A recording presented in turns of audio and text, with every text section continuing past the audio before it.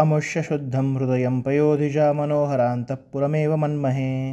उरक्कवाटं स्तनकीलकीलितं प्रयाति यद्रोमलताभशृङ्खलम्। अमुष्य या व्यंकटनाथाचे शुद्धं हृदयं, शुद्ध निर्मळ असे हृदय, मन, हृदय, पयोधिजायाः, पयोधिजा म्हणजे पयोधी म्हणजे समुद्र, त्याच्यापासून ज्या जन्मलेली पयोधिजा म्हणजे समुद्रकन्या असलेली लक्ष्मी, तिच्या मनोहर म्हणजे तिचा कांत जो नारायण, त्याचे अंतःपुरम एव, त्याचे अंतःपुरच म्हणजे पत्नीसह वास करण्याचे स्थान मनमहे असे मानतो। स्तनावेव किले, स्तन हे जणू खिळे, त्याच्यावरती किलितम मुद्रित असलेले, उरहा म्हणजे वक्षस्थळ, हे कवाटम हे दरवाजे, यद रोमलताभ शृंखलम प्रयाती, यद ज्याच्यापासून म्हणजे त्या वक्षस्थळापासून, त्या वक्षस्थळावरती जे काही रोमलता म्हणजे